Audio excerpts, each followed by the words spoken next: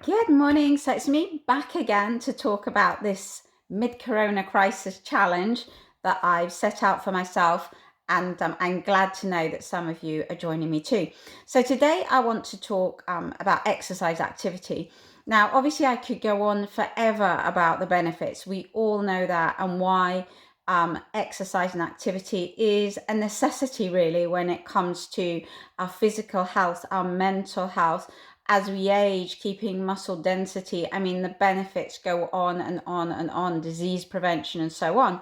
But obviously, in these challenging times, it is hard to stay motivated. There's so much out there online available to you. But how do you keep motivated, and how do you know it's working for you? So, especially if you have some goals in mind, whether those are fitness goals, strength goals, or you're looking to lose weight, having this kind of tracker, this kind of measure is going to help you to stay motivated, but also to see if it works for you. So I will share my own personal one, but the idea is that you tweak it so it's right for you. So the things that I've got here, that I'm going to measure what I do so that I can see as I'm working on my fitness, my strength, I can actually see the progress. That's why I want to see the progress, because then I'll know I'm doing the right thing, and that's going to keep me motivated. So I've got, for example, press ups. How many can I do per minute? So it doesn't matter if I stop in between, but how many can I get in a minute? And as the weeks go on, I'm going to see how many I can do and how I can increase that. Really important that whatever you do in your challenge, it's all about the quality of what you do, okay? So that you do it with good form, you do it safely. Also, for example, in the press ups, you might be really good at that, but are you doing it, for example, on your knees to start with? So your goal could be, how many press ups could you do on your toes? So it's not only seeing how much that I can get in a minute, but if I get really good at that, can I increase my level as well? Then I've got the triceps, because I mean, every woman wants to work at the back of her arms, right? Those bingo wings, and they definitely need attention. So I've got that as part of how I'm going to measure my plank, how long I hold it for. You can be a starting level, increase that. I've got alternative forward lunges per minute, again, the level. Chair squats, I think that's a really good one, and it's really good for your technique because it's slightly different. If you have to sit and do a squat and go down onto a chair and then lift yourself up, that's a really good one.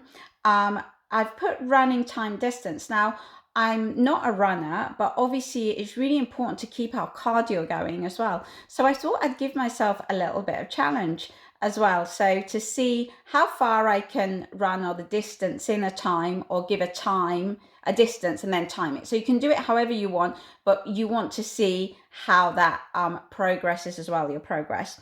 I've got a flexibility challenge, because one of the things with us being maybe seated more, being on our phone more, on the computer more, maybe reading or whatever we're doing, a hobby. So it's to check your flexibility. Everybody is different. You might go, oh, yeah, I can touch my toes, but you might find things like in your neck, sort of just going down to the side. You think, oh, actually, I'm much stiffer than what I used to be, or turning your neck. Wherever you feel that you have stiffness, that there's a bit of a challenge. So measuring what you can do now and then working on that.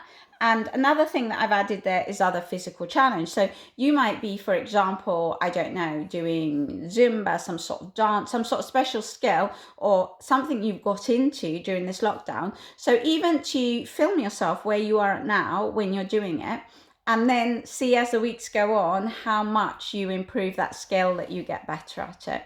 Now, why measure? Because we can be our worst critics sometimes. So if you only go as well by what you see, and we've just said that exercise, activity, strength training is not just about our physical appearance. It's what it's doing inside our body that is really important when it comes to disease prevention, when it comes to fracture prevention as we get older, when it comes to our mental health. So being able to measure what you're doing is going to keep you motivated, but also show you the ability that even when you're 100 years old, you can create muscle density, you can get stronger. So having this, you can actually see if what you're doing is working for you. Even if you're going for a walk, you might say, yeah, I get 10,000 steps in. How long is that 10,000 steps taking you? Can you increase on that? And always let the results be your guide. If you're getting all the results that you want, that you're getting, whether it's physically, whether it's mentally, or are you maybe not? So then measuring that will help you with that as well. So I'm going to put that, my own little sort of one that I've got, I'll scan that in. And also I'm just going to put some of the benefits of exercise strength training just to remind you, because it's so important. So I hope you do your own little sort of measure where you're at now to see how much you can achieve. And I've put it for 6 weeks. I'm obviously hoping this is not going to last 6 weeks, but 6 weeks is a good time that you can really see some results. So what about in 6 weeks time that you totally smash and rock your press up? Maybe you can't do a tricep press up now, but in 6 weeks time you can. So I hope you join me. I'm going to put, as I say, more information of that. And remember, do whatever moves you, whatever motivates you, whatever you enjoy. But what you do it for is get the results. Remember, you can always get stronger, you can get fitter, and you can get better at doing whatever you're doing currently. So that's bye from me for now. And as I say, I'll put everything on Facebook later. Take care, and on Insta. Bye.